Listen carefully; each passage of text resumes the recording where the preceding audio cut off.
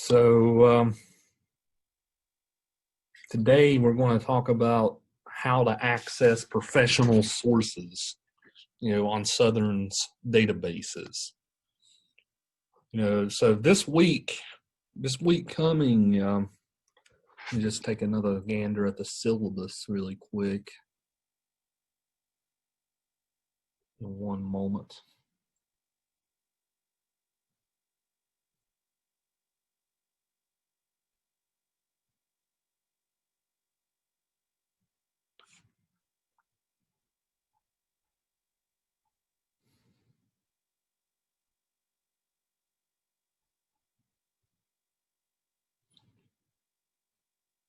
Yeah, so this week coming, I'm going to ask that you figure out what your topic's going to be for your research papers. So remember, paper 3 and paper 4 is going to be on the same controversial issue topic that you do pick. So for Friday, then, I'm asking that on the discussion forums on Blackboard that you actually post your topics. So when you do, there's a couple of questions that I want you to be able to answer. So first question being,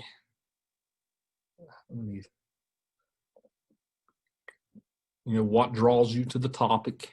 So why are you interested in this topic? What stance do you have about the topic already? From your pre-existing knowledge, what are the opinions different stakeholders have on the topic? So what would you like to find out more? So like I told you guys last week, ideally it's good to pick something that you want to learn more about.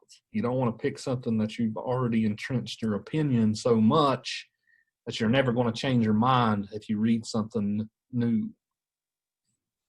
But basically just explain to me what it is that you know about your topic already, and what kind of preconceived opinions do you have about the topic.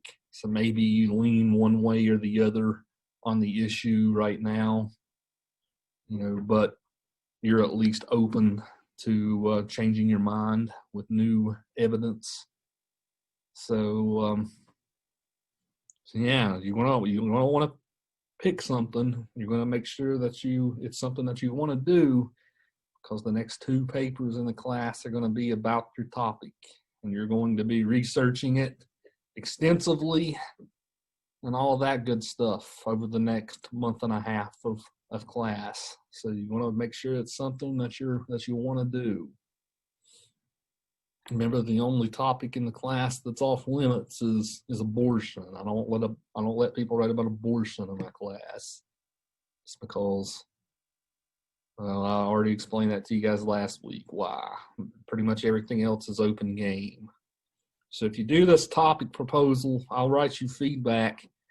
I'll say, okay, this sounds good, or maybe steer this in a different direction, right? Maybe sometimes people pitch a topic to me and it's more of an informative topic than it is an argumentative topic. So that's sometimes where these go wrong. So pitch a topic to me. Make sure it's an argumentative topic. We came up with that big giant list last week during class. That's all we did in last week's class was brainstorm topics.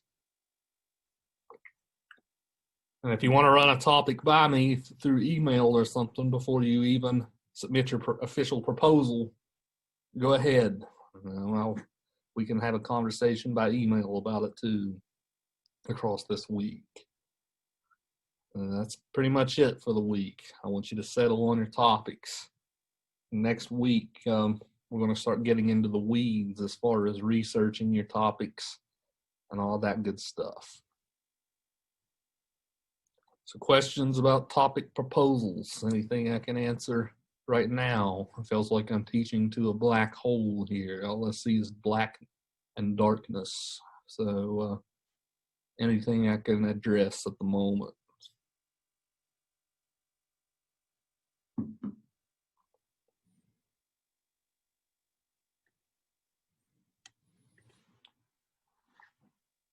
Okay.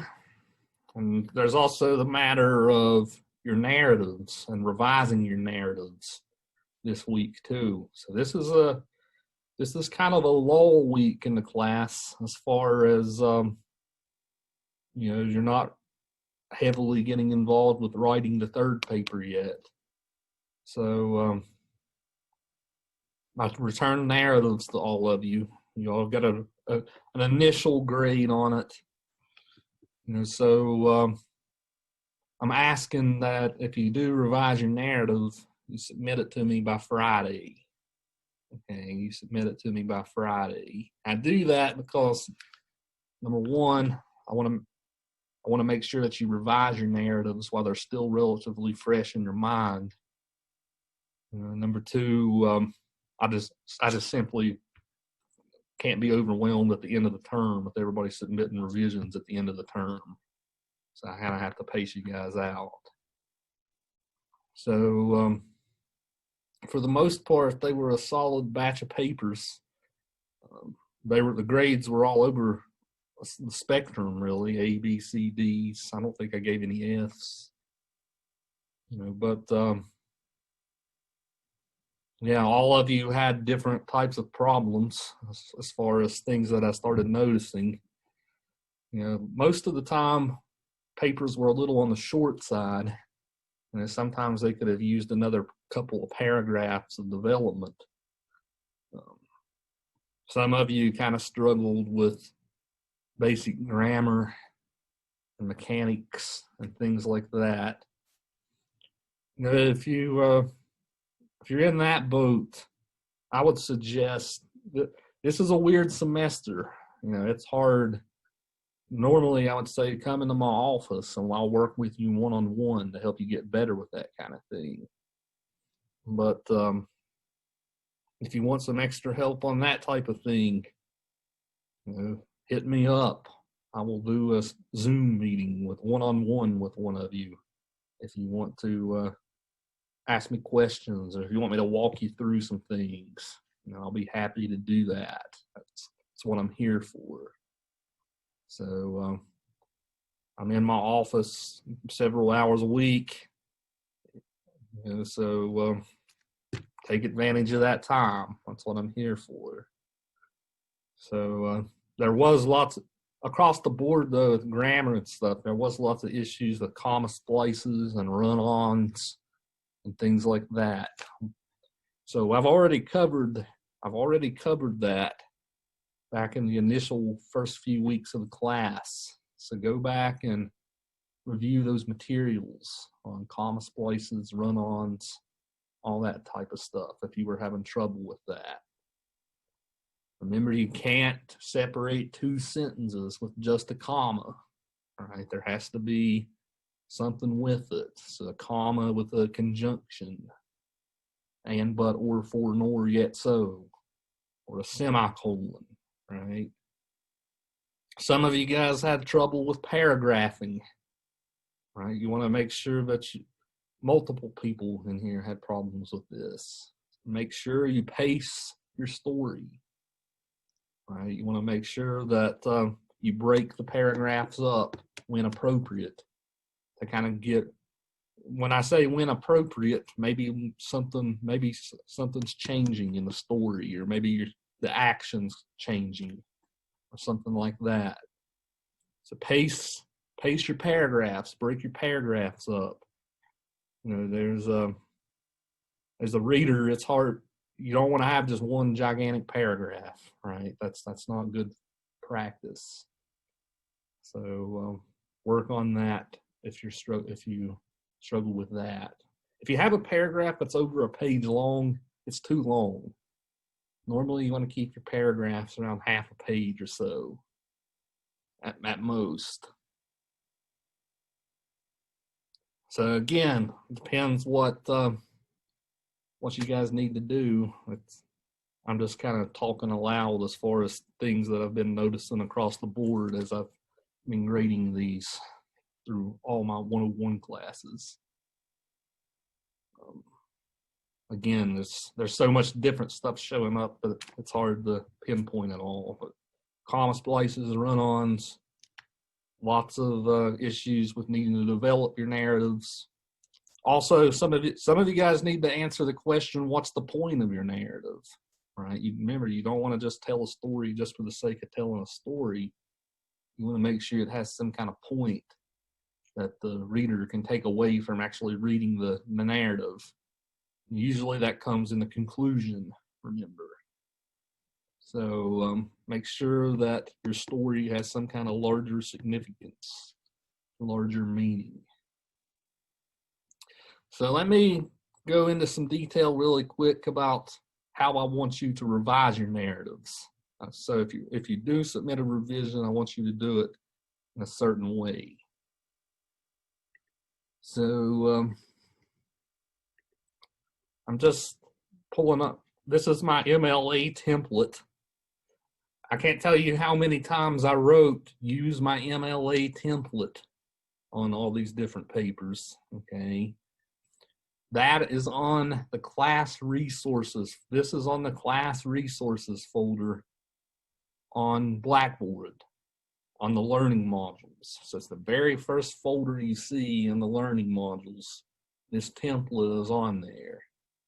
So make sure that your paper's in, make sure your paper's formatted in this way. Go up to the top and put your name in. Fill this out, put your name in here. Put the date, your title. So make sure that's first off, right? If you're already messing up on the formatting and the font and all that stuff, that's automatically a problem. So make sure you get that, your ducks in a row there. But if you revise the paper, there's a couple of ways I want you to do it, okay? So let's say you're adding something like a brand new paragraph into the paper. You know, when I grade the revision, I'm not going to read the whole paper almost, I'm not going to read the whole paper as intensively as I did the first time, right? I'm going to be mostly checking to see what types of revisions you've done.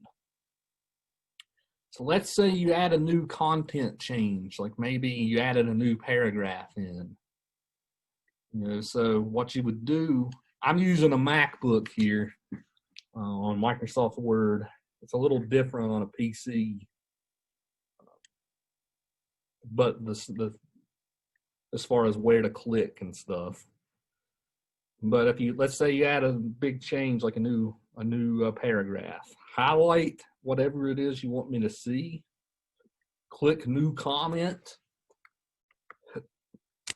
and then tell me what it is that is here. So in this case, a new paragraph, right? I added a new paragraph here. So this is these are signposts, right? I want you to put signposts showing me where you've made changes in your paper as far as content goes. So maybe I asked you to do more with reflecting in your conclusions. Maybe I asked you to stop and smell the roses, or show and not tell more. That was a big comment I give a lot too, show and not tell. Some of you guys tell me what's going on, but you needed to show me more, right? Give me more descriptions. So whatever it is you do, you know, whatever changes you make at the content level like that, put those comment bubbles in and show me where it is you change stuff. But let's say that you have a lot of problems with comma splices and run-ons and things like that. If you fix something grammatical, unless you have so many problems with grammar that it would be redundant to highlight them all. But let's say you have 8 or 9 comma splices in your paper. Well, for that, it would be appropriate just to highlight whatever it is that you've changed. So for grammar, misspellings, that type of thing, you can highlight it. But for actually adding in new content, and stuff like that, add the comment bubbles. So when I get a revised paper, if I see that there's no comments, if I see that there's no comments in here, no highlighting of grammar and stuff, I'm going to assume that you haven't changed anything and your grade is going to remain the same. Okay, so make sure you highlight the small stuff, add comments in for the big stuff. So does this make sense as far as what I'm asking?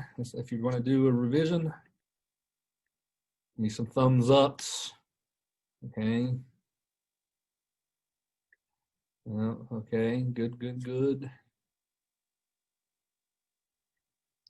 So some of you, there's no reason why a lot of you can't bump your grades up, right? Let's say, I mean, if you got a low grade, a C or D the first time, there's nowhere to go but up, right?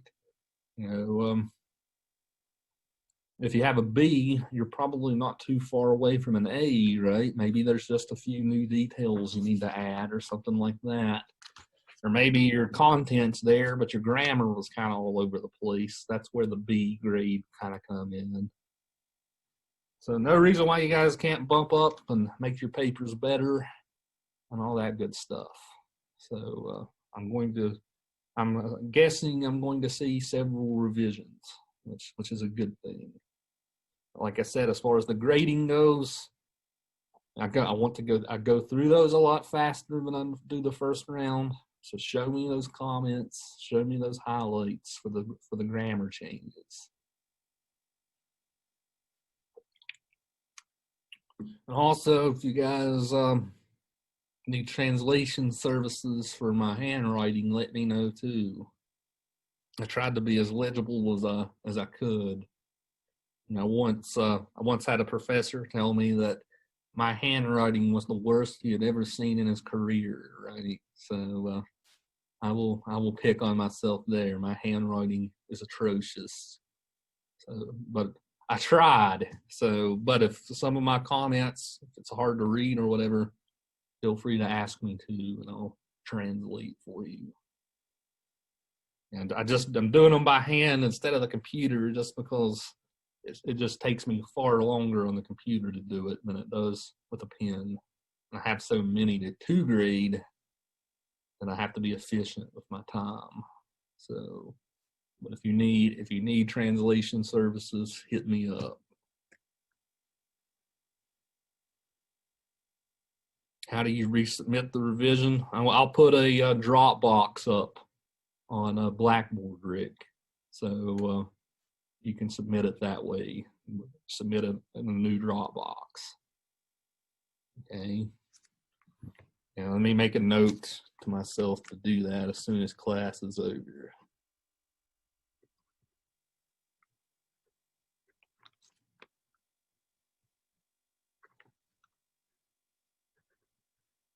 I think that Dropbox might already be up. I seem to remember. I'll double check. I seem to remember creating it already.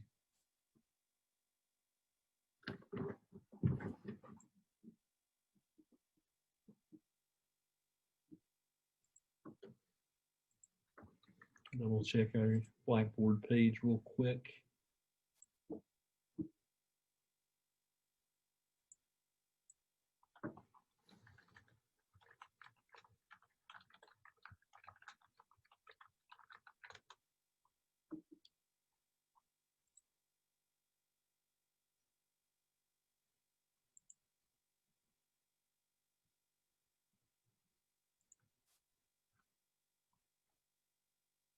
Yep, the narrative revision Dropbox is already up, so you should be good to go. And then paper two's deadline is coming up too, which is tomorrow. So if you haven't submitted your paper 2 yet, the August Tannen paper, get that in as well. So that's it. That's about it as far as that goes. So now now it's time to talk about the databases. Okay, let's talk about the databases.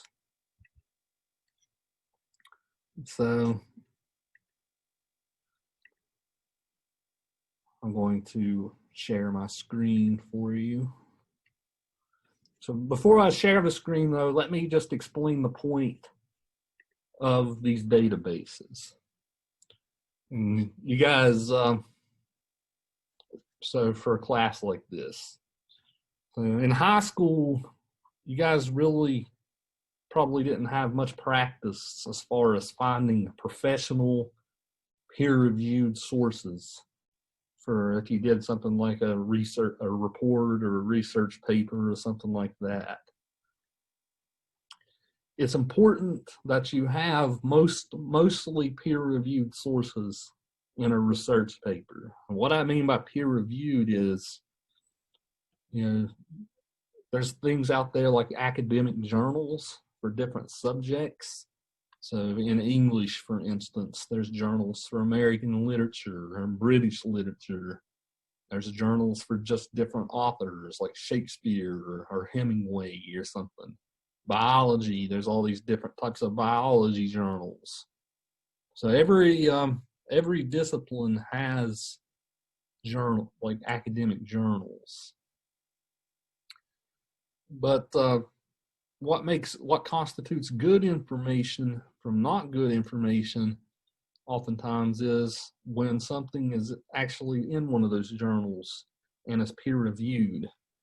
So what we mean by peer review is to get something into an academic journal, you have to submit your work in what's called a blind review. If you become scholars later, you'll find this out. But you have to submit it in a blind review, meaning you take your name off of it. And then you have experts in the field. So let's say if you're submitted to a science journal, leading scientists, or if you're submitted to a Shakespeare journal, leading experts in Shakespeare. They review your work and they come up with the conclusion as far as, is your work good? Is your work feasible? Is your work new and exciting work to the field? Or is it just repeating crap that's already been said in the field already? So this is when this is how you get stuff into academic journals. And the acceptance rates for these types of articles are low. To get an article into the journal, it's like a 5%. Most of the time, it's a 1 to 5% acceptance rate of all the work that they get submitted to them. They usually only accept like 1 to 5%. So it's harder to get this stuff published. So whenever you're doing your research for your projects, I'm going to be asking that you mostly come up with academic research, stuff that scholars have written. Well, you can't really find a lot of this stuff on Google. Okay, you can find some stuff on Google Scholar, but as far as actually finding really good material, you're not going to find it on Google.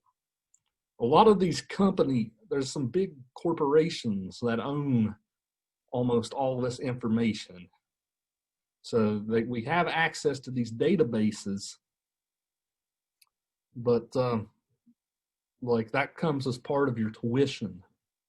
So like for instance, your tuition goes to you getting access to some of this stuff that I'm getting ready to show you. So this stuff doesn't come for free. Okay, this is information that's kind of locked behind a paywall. But just by nature of being students, you have access to. So I'm going to show you where to find it, and I'm going to show you all the different ones. So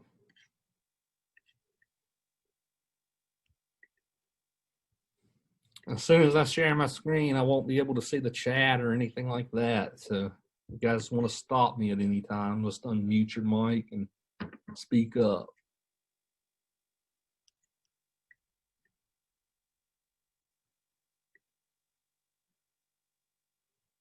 Okay, Dylan just said that I had a typo on the assignment Dropbox. You're right, Dylan. I didn't have a typo. The Dropbox will stay open through tomorrow.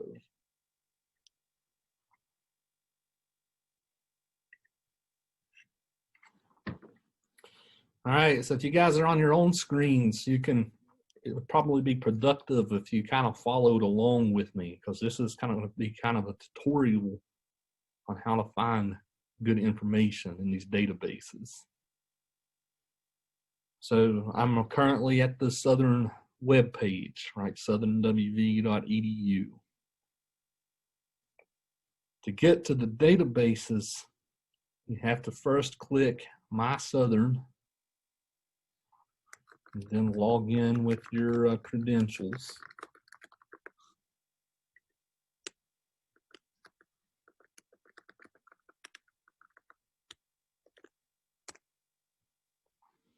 And it takes you to this screen, the My Southern screen.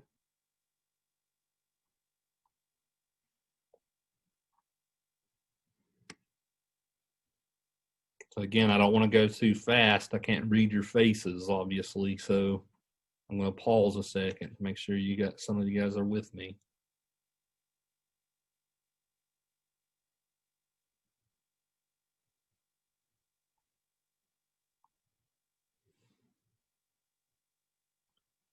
So the next step is where it says Library Resource Menu. Click that, Library Resource Menu. And then maybe in a new tab, open up where it says EBSCOhost Library Database Research. And it's going to take you to a new screen, and I'm going to have you open a new tab again here in a second. We have several different options here. There's two things on here that's going to really kind of help you out as far as this project goes.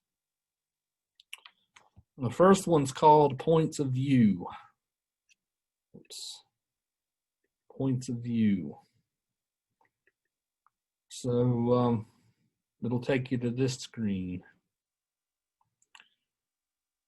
So the first thing I would recommend that you guys do is actually on this database, because this will make your life easier later as far as coming back again to find things that you found. I would suggest that you go up to the top here and create an account. So you'll want to create an account with EBSCOhost. So they're a legit company. They're not going to spam your email or anything like that. But if you create an account, you can find information. You can get back your information later, because you can add. Let's say you find an article in here, you can add it to a folder and be able to find it again later without having to dig through 100 articles again. So I would recommend, that you guys create an account on here, just because it does make finding your stuff easier later.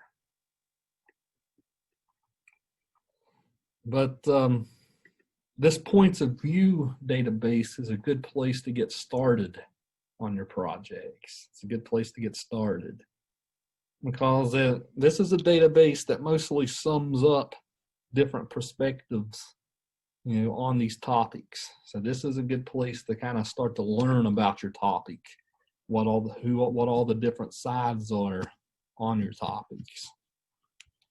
And we have there's lots of like little categories here you can pick from. I always like to type in cloning whenever I give this tutorial. Cloning. So let's say you were doing cloning. Should we be able to clone other human beings? Right? Maybe that's your research topic. Well, if you type cloning into this, it comes up with these point counterpoint articles. So, or also overviews. So this article says point, the medical and moral advantages of cloning. Well, if you click it, it gives you all this different information about why cloning people, or maybe cloning organs or something like that, why that's a good thing, what different experts say about it. It even gives you a nice little works cited page at the bottom, different books and journal articles and things like that it took from. Whenever you guys get started, I would even something I always recommend that you do in research is actually to look through these works cited lists and see if a title strikes your eye.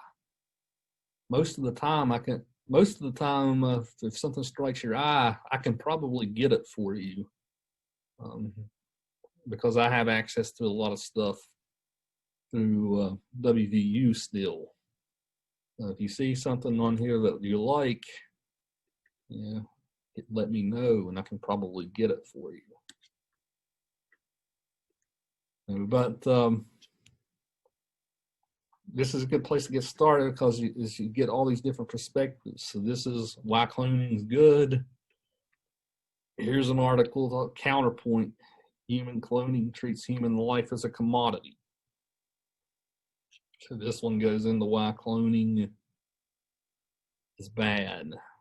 Right? Maybe we're going to create a new class of, life is priceless, right? And now we're going to put a price on life. That's what this article is about. This is a good place again to get started, to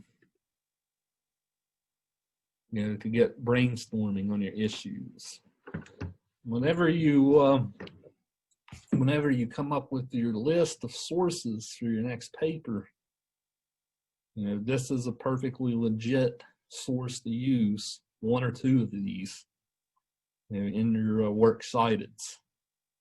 So I would recommend you start here as far as a place to begin.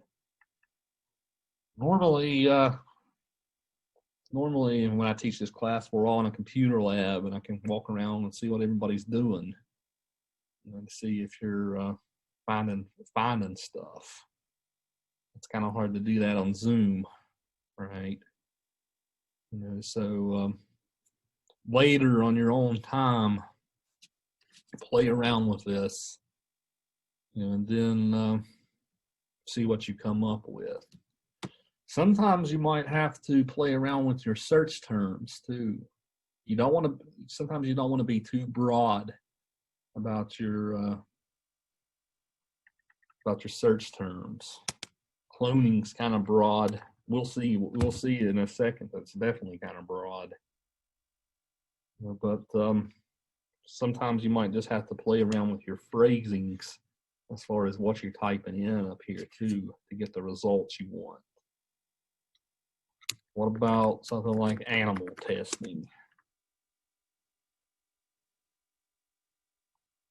When I'm just typing in animal testing, we get some point counterpoints.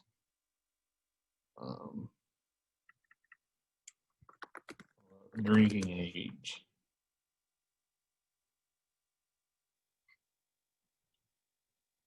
There's some stuff on here about that. Death penalty, that's a classic English 101 topic. Point counterpoints. So again, most of the popular topics are on here. So this is a good place for you to get started. Remember, you get here by clicking this EBSCO host. And then once you get to this screen, scroll down to point of view. So that's how you get here.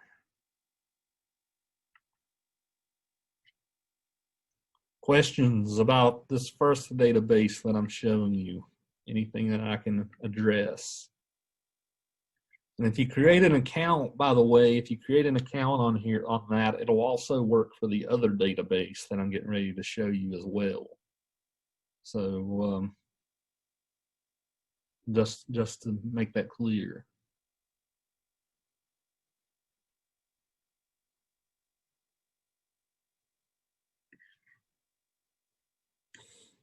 Okay, so now I'm going to show you the next one up.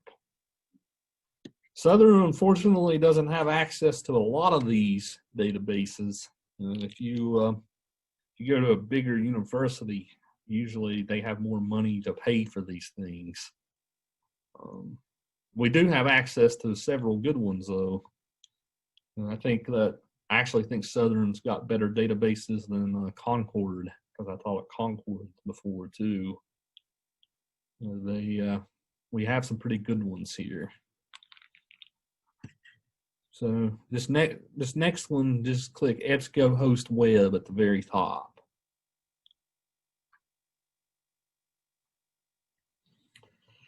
So you see here that we have access to several different things.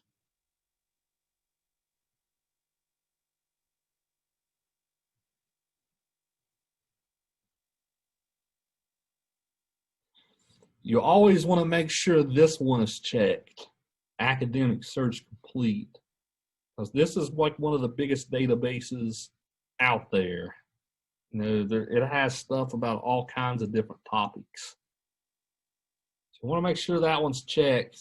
For the most part, though, just click Check All. Right? You never know what's going to be in what. But we have different ones. There's databases about business. There's databases about health. Greenfile is an environmental type database, if your topic's environmental in nature. Topic search, applied sciences. There's some ebooks on here. As far as sources to find, if you do find an ebook, I'm obviously not going to expect you to read an entire book about your topic. Right? Lots of times ebooks will have chapters in the books that are specifically about what it is you're doing. So you don't have to read an entire book, but sometimes might be a chapter in that book that might be relevant to you. If you find an ebook, check it out. If I was teaching you this class at WU, I would actually require you to look up some books. Because you actually go into the library and look up some books. Book sources are sometimes better than these journal articles that I'm getting ready to show you. Just for the simple reason they're written for a more general audience in mind. Sometimes these journal articles might be a little hard to read because there's a lot of jargon, a lot of big words, right? Books are typically written for a more accessible audience. But make sure you check this one off because you might find an ebook in here. Check them all. Then it takes you to this next screen where you search. Well, if I type cloning in again, just cloning, I'm going to find I have 84,308 articles by just typing cloning. 84,308. That's too big, right? You're not going to look through 84,000 articles. The reason why it's too big is because cloning, just typing in cloning, that's too broad of a scope. Right? We kind of have to narrow our scope a little bit. Well, there's a couple of different ways we can do that without adding more terms in.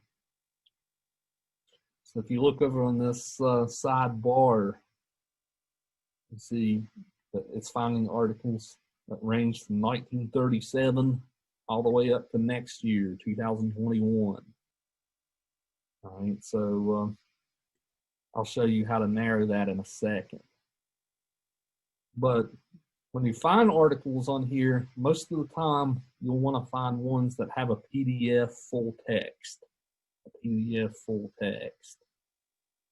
Then you can open it up. You can read the article. You can read through it. You can download it to your computer here. You can also, over on the side, click to email it to yourself. You can email it to yourself. If you create an account through EBSCOhost, you can add it to your folder so that you can get back to it later. So you can kind of arrange your life in that way, right? Add stuff to folders, organize yourself. So most of the time, you're going to want to find stuff that gives you a PDF. Sometimes you might find something on here that doesn't give you a PDF right away. If that's the case, let me know. Maybe take a screenshot and send it to me, and I can probably get it for you. Okay, so if you do find something on here that you can't get right away, let me know. But there's ways we can bring this 84,000 articles down. For the most part, no matter what subject you do, you want to make sure that the information is current, right? At least stuff written in the last 15, 20 years, usually. The more recent, the better, for the most part. So let's, over here, we can make sure that we limit it to articles from the past 20 years. Well, that took 10,000 articles off. Great, right? We still have almost 70,000 articles. You can limit it over here as well to, let's say you want something that's just from scholarly journals. You can check that box off. Now we have 51,000. You want something that has a full text that you can read right away. Well, that takes us down to 15,000. So again, you can limit yourself. You can narrow your parameters by checking these boxes on the side. But for the most part, you're going to want to add some new terms in. So lots of times with whether you're going to be successful on this thing or not, it depends on your phrasings, right? It depends on your phrasings. So here's a little trick for you. We're gonna get more results when I do this. But let's say you have a word like cloning.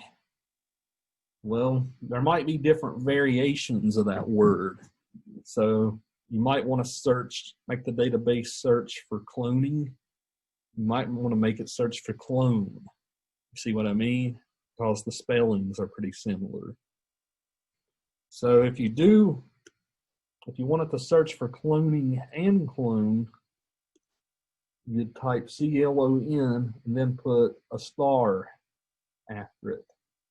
So that makes the database search for both cloning and clone. Yeah, we get 280,000 articles by making it search for cloning and clone. So if you have a word that you think that might work that way, like cloning, maybe fracking, right? You put F-R-A-C-K and then put a star to make it search for frack and fracking. That's a nice little trick that you guys can use. You can also use that trick on Google, any other sort of search engine. You can use that star trick to find stuff. Just a random nerd trivia there for you. You can put that star and make it search for more stuff.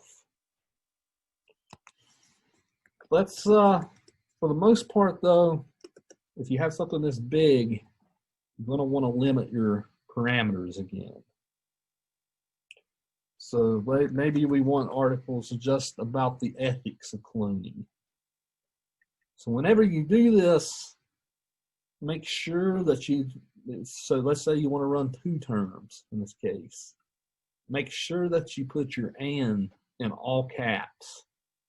Put it in all caps, because that tells the database, okay, I want it to search for just cloning, just ethics, those 2 words side by side. If you type ethics of cloning, you're going to get different stuff. I mean, if you just type cloning and ethics, because of the way that the database is coded and the way that it works. So if we type cloning and ethics, what do we get this time? Okay, 3,391 articles. Well, that's better than what we had, right, with 80,000 or whatever. If we do our tricks as far as limiting information from the past 20 years, that takes about 500 or 600 off. And then it usually gives you the more relevant stuff in the first 50, 60 articles. So you can start reading through some of these. Usually when you click these, it gives you a summary as far as what the article is about. So if you read the summary and you think, okay, this isn't really relevant to what I'm doing, you can kind of move on. Right? That's why these give you this summary, these abstracts. So read through these and make sure that it seems relevant. Let's say you wanted to use this article in your paper. Is cloning horses ethical? Well, we haven't practiced citing sources yet in MLA style. We're going to be doing that in about a week or so. But you want to make sure one reason why I said that you want to make sure that you have your folders, you want to be able to get back to the stuff leader. It's because right here it gives you all the information that you need to cite your source correctly. It gives you your author, it gives you the name of the journal it's in. This is the Equine Veterinary Education Journal. It says it's volume 30, issue number 5. So whether you use folders on Blackboard or you just get a pen and paper and write this information down, you want to make sure you have this information right here, because you're going to need it to do your works cited page. Like I said, I'm going to tell you how to do works cited pages probably next week. But make sure you have that handy. You can click this button over here that says Cite. You can go down to where it says MLE or APA. Those are the 2 most common ones. And it'll spit one out for you. But as I'm going to tell you guys next week, you can't always rely on that to be exactly accurate. You want to make sure that you double check it, because it's a machine putting them out, not a human being. So machines make more errors with this type of thing than they don't normally.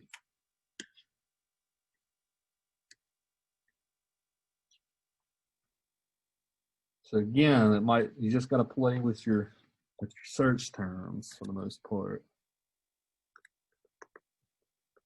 Let's add human with a star, so that way it searches for humans, humans, humanity.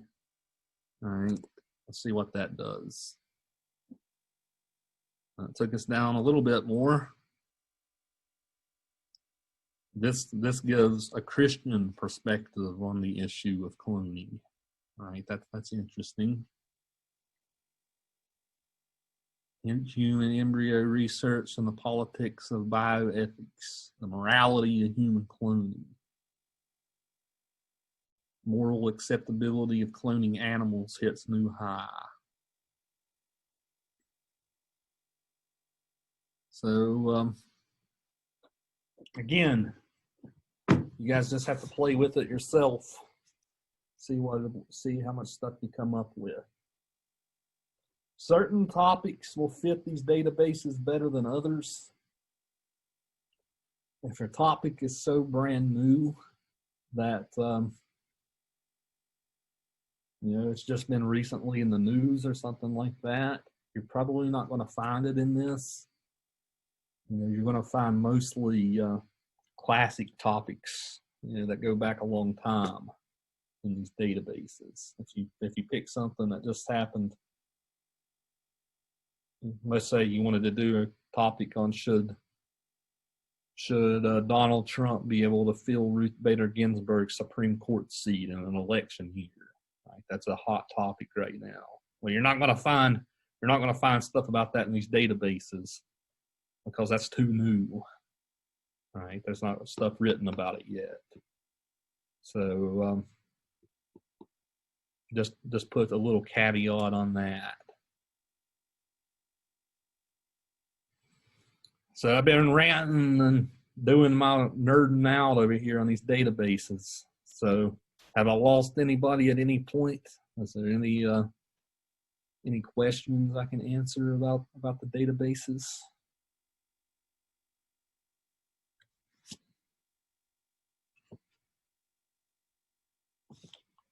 Have you guys used anything like this before in high school, perhaps? Did you have access to these in high school?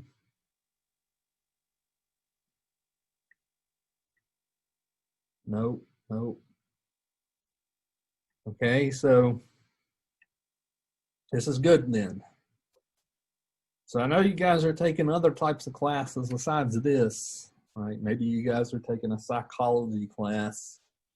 I know that the teacher for that usually has people do research and stuff. So what I'm showing you applies to all of your other classes too. It's not just mine.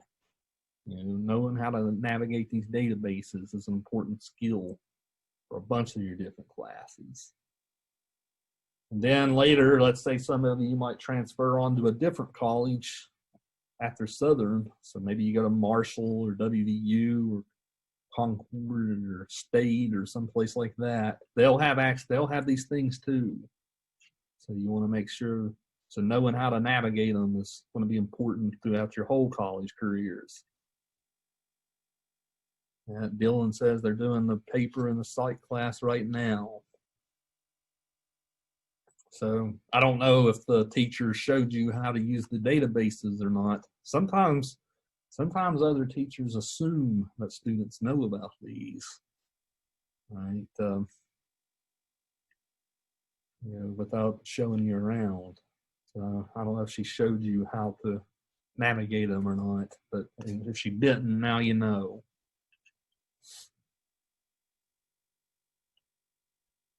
So, of course, in psychology class, you're going to cite your sources in APA style and not MLA. I'm going to cover that next week. But if you're let's say the paper is due soon, you can probably rely on the cite button to spit it out.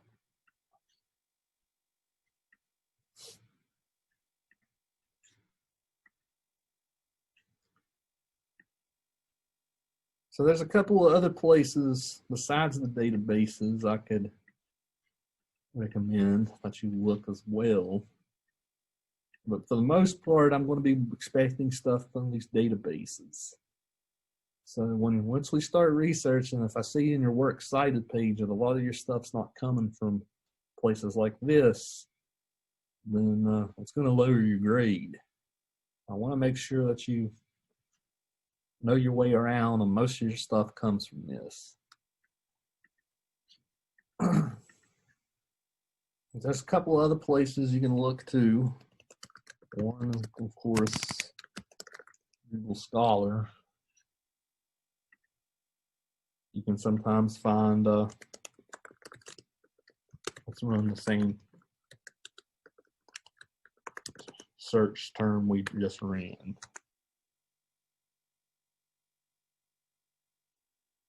And sometimes you can find lots of stuff on here as well.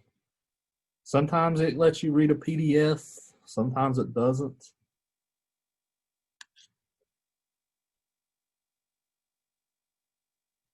So you can find, like I said, search through this too. You might find some good stuff. Goodbye, Dolly, the Ethics of Human Cloning. It takes us straight to a PDF you can read. Sometimes, though, you might just find titles on here. Again, if you notice a title that seems interesting, and you can't get it right away, you might be able to find it in the database. But I can use, like I said, using my skills, I can probably get anything you want for you if you think that you need it. Using my connections. I still teach I'll be honest, I still teach a class for WVU just so I can keep access to this shit. Because if I don't still work for them in some way, I'll lose access to all this stuff. So I work for access to this stuff just because it's so expensive.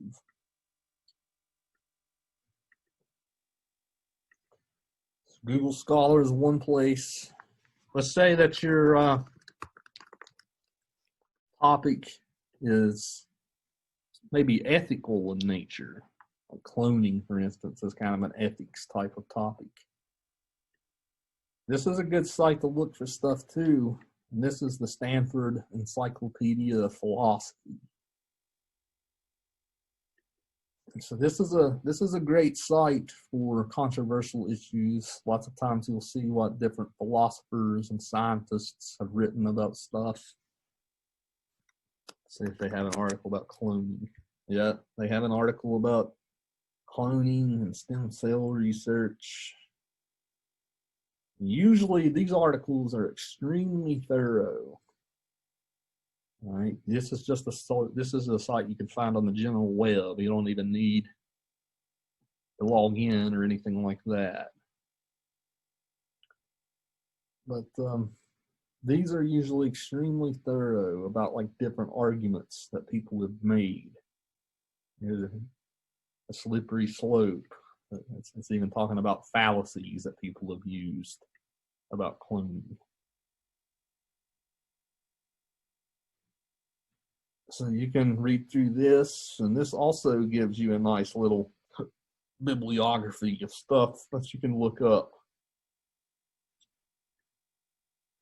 if you're further interested. So again, depending on your topic, you might find stuff on here, you might not. This is more than ethics type of database. Right? If you're doing like a sports topic or something like that, right? You're probably not going to find anything on here. But if you're doing like one of those classic ethics types topics, look here as well. It's a good place. So Google Scholar, Stanford Encyclopedia of Philosophy, EBSCOhost, Points of View Center. I've given you lots of different places that you can start with. So on your own time, like I said, normally in this class I would let you start running some searches and walk around the room and help you out and all that stuff. But Zoom makes that impossible. All right, so I'm going to assume that you guys are going to be doing this on your own time. So again, you want to make sure you pitch your topic to me as soon as possible, so that you can get approval to start, and then start finding stuff, start reading and researching. This is a slow week in this class by design. You know, it's slow because I want you to start looking stuff up, start reading stuff, and all of that. So now that I've shown you where to look, you can now start to open the floodgates and start reading. And you're going to want to find stuff both for and against your topic. So you don't want to stack the deck too much in favor of one side of the argument. You're going to want to find stuff that explains both sides of your issue. So for cloning, pro-cloning articles, anti-cloning articles. If you're doing something like euthanasia, pro and against. So you want to try to find an equal balance as much as you can of sources from both sides. You know, this class teaches you to break out of your shell, right? To break out of your, to break out of your preconceived notions about everything, and look at all the different sides of an issue. So if you're doing kind of a political topic, right, it doesn't matter if you're a conservative, I'm going to bend your arm and make you look at the liberal side. If you're a liberal, I'm going to bend your arm and make you look at the conservative side, right? So it doesn't matter what your preconceived bias is. I'm going to bend your arm and force you to look at the other side of the issue, right? And make sure you give it your fair and just due. And then at the end of the day, if the other side still doesn't change your mind, right, that'll show up in your work. This next paper is going to be I'm going to talk about the next paper next week after you guys come up with your topics. But the next paper is kind of a conversational type paper. So you're going to be looking up a bunch of these different sources. You're going to kind of put yourself in conversation with what you're reading. So again, you want to make sure you find stuff for and against as much as you can here.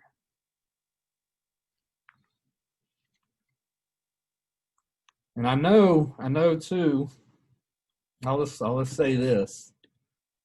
You know, I know too, I'm actually going to have you guys read an article in a week or two called The Scandalous Research Paper.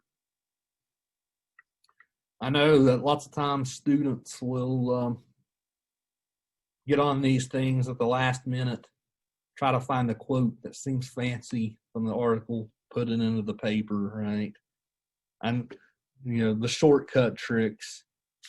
The bad part about me is I know about the shortcut tricks. And I'm going to force you to do this paper in steps, right? So you have to look up research. So it's impossible to take the shortcuts, right? So I'm going to make sure that you find stuff.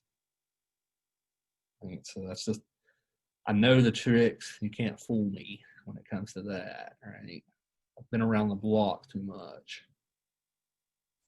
Everybody's done that, right? Just copy and paste a bunch of bullshit and throw it into a paper at the last minute, right? Well, just by the nature of the design of the class, it's kind of hard to do that. I guess that's what I'm saying.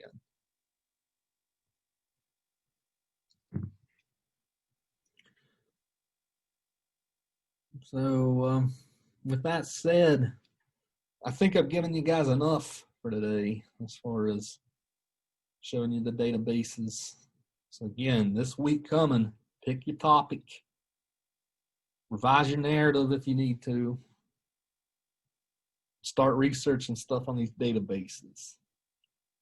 All right, so that's the three things you need to be concerned about right now as far as this class goes. All right. So before I let you guys sign off, let me just make sure I have the attendance